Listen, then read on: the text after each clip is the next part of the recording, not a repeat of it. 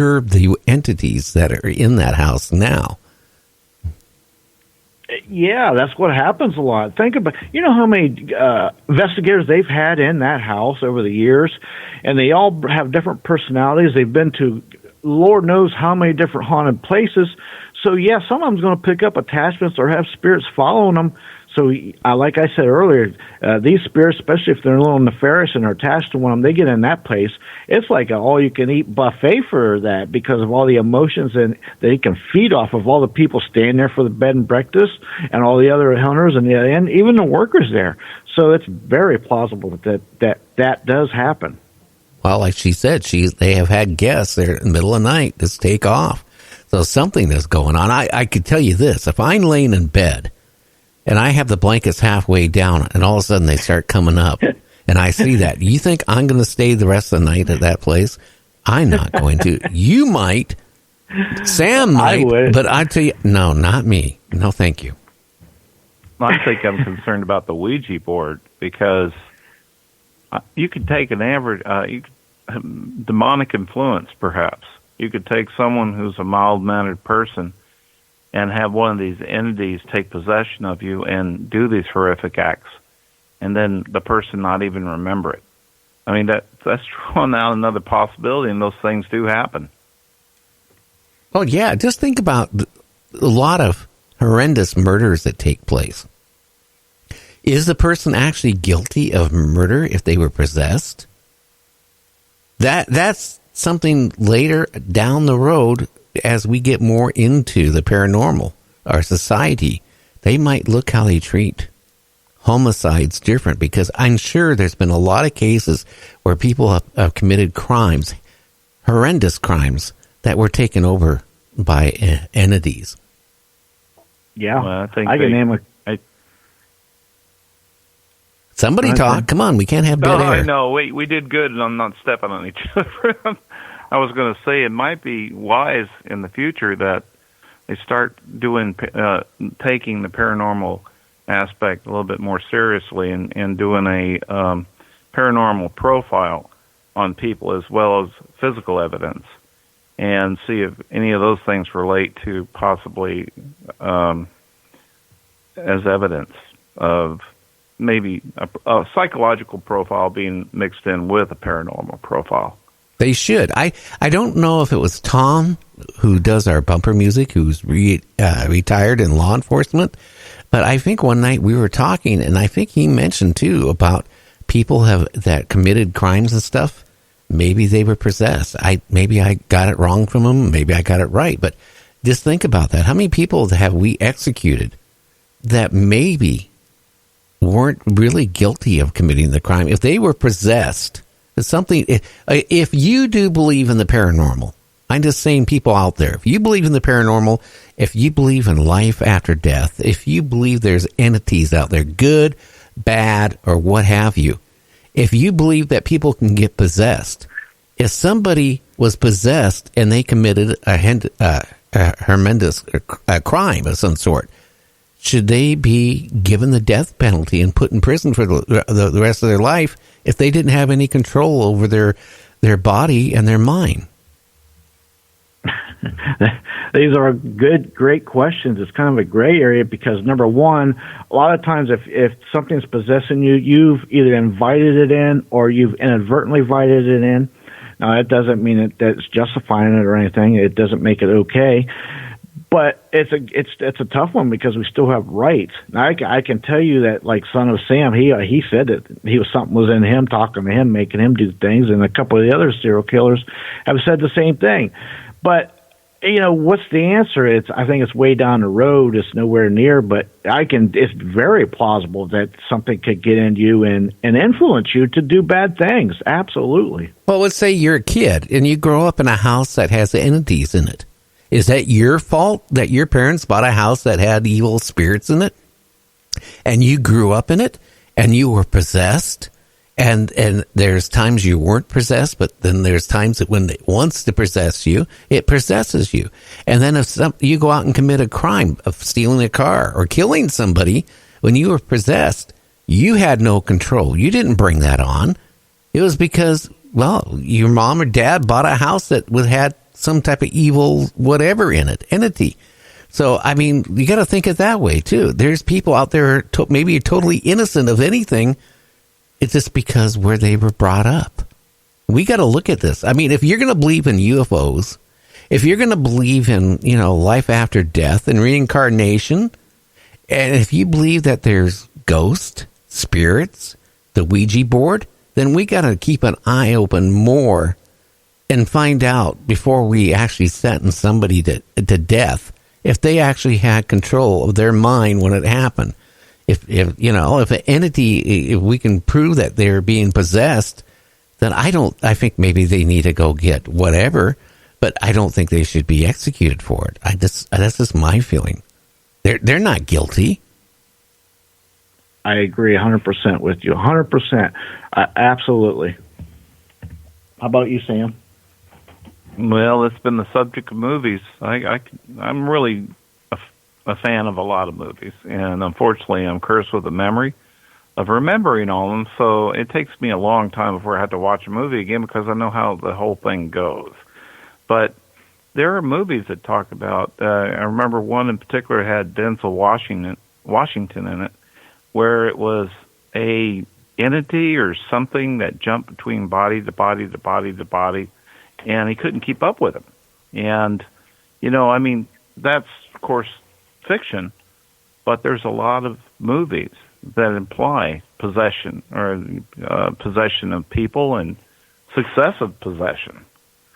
So even though people might think, oh, that's just fantasy, but think about how much all this ties together. Well, what even Colleen was talking about, EVPs, about the spirits like Andrew or something, and then where they hear these words, on their ghost box.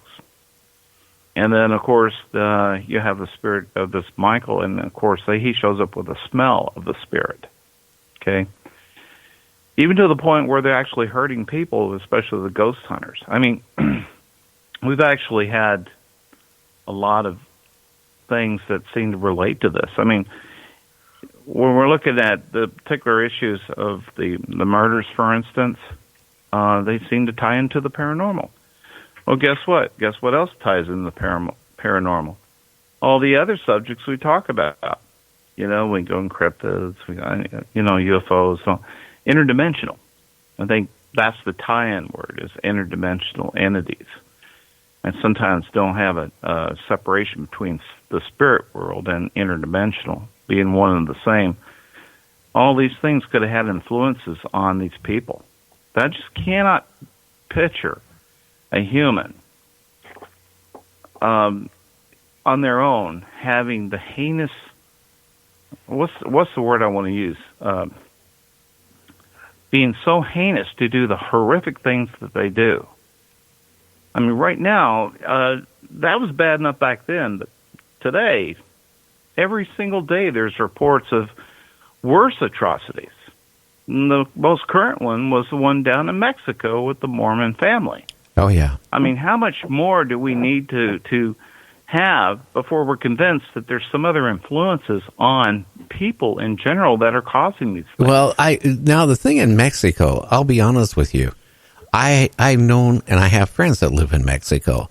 If you want to go to a place, especially if you're looking to die, don't take this wrong, people. Mexico is a good place to do it. I mean, look how many people die every day in Mexico between the cartels and everything else. I mean, and Americans especially, it's scary. I mean, and they still have bandits that'll, certain areas of Mexico you don't even want to go to because you're going to, if you got a car, you got a motorcycle, or you got anything like that, they'll kill you for it. Just simple as that. But, somebody who, there's a difference between somebody who plans and meditates how to kill somebody, or premeditates to kill somebody, versus something, I don't know. I just know that if you believe in the paranormal, like Bigfoot or Mothman or aliens or UFOs or demons or, life after death, being reincarnated, we need to look at things different in our court system because, again, we need to look into it. Has this person been tied into the paranormal? Has this person had many experiences in the paranormal? Has this person had any entities, follow him home? Anything strange, it should be allowed in court, at least for the jury to hear it. And they could make a decision, because that's what it comes down to, the jury. But no, if somebody even tries to bring that up as a defense, it's not going to happen. Yeah, very good points. Absolutely. I agree 100%. If you believe people can get possessed, that means they have committed crimes. And if they got caught doing the crimes and they were possessed, is it their fault? I don't think so. But you know what? Maybe the psychiatrists don't have an open mind like they say they do. Maybe they're not treating people the right way. Again, maybe the court system isn't looking at the right way. All this stuff should be open when somebody is tried in court. That's all I'm just saying. Because I do believe there's a lot of innocent people going to prison for stuff that they had no control over. That's all I'm saying. They're only out by reason of insanity. That's not being insane. If an entity comes into you tomorrow, Sam, and you have no control, you're normal in the morning. You go get your cup of coffee, and you went somewhere where you shouldn't have been, out looking for little people or looking for Bigfoot or whatever, or going into an old cemetery, and an entity jumps into you, and now on the way home, you decide you're going to knock off the local, pub or a coffee shop for no reason at all, because you're not in control of your functions. That's all I'm saying. So, I mean, we got to have an open mind here. Hey, guys, real quick, you got 1 minute each to wrap it up. Okay, well, I just want to say it was a great show. We learned a lot. It was entertaining. And listen, my advice is, if you're going to go to a place like a bed and breakfast to stay, you might want to do your protections just like you would like if you was going to do an investigation. It doesn't hurt to be safe. Better to be safe than sorry. Sam? I kind of agree with that, too. There's a lot we don't understand. The paranormal is a field that's all to itself, but it seems to connect to everything else. And we need to be sensitive to areas that have these activities, these high energy activities that could influence us. So best be guard ourselves and have the protection like James talked about. So it's good advice. Well, guys, I just want to thank you for being on again tonight. A big shout out with Metatron Power and Light. They do our bumper music. Tom is a cool guy. Everybody in that whole band is awesome. And then my friend, a good friend actually, Earl Grey. Again, he's the investigator with MUFON. He's really into the paranormal, UFOs and stuff like that. He's a great singer. And I want to thank him so much for sharing his song and letting us play it tonight. Love that song. Oh, I do. It was good. Yeah. I love acoustic guitar, too. Oh, I love it because he mentions Puget Sound in the beginning of the song. Nice. Well, guys, till tomorrow, everybody, have a good night. And again, listeners, check out our website, www.nightdreamstalkradio.com. You can find us on Apple Podcasts, both under Night Dreams Talk Radio and Night Dreams Talk Radio After Dark. I have to admit, there's two separate shows on there. They play the same thing. Night Dreams Talk Radio is our older one. That's the one that has a lot of listeners on it. But I created a new one for the show, Night Dreams Talk Radio After Dark. It, might want to click on that. There's not many people on that yet. But I had to do that because our show is growing big time. Anyway, people, have a great night. We'll catch you tomorrow. And again, Earl Grey, I'm going to play his song.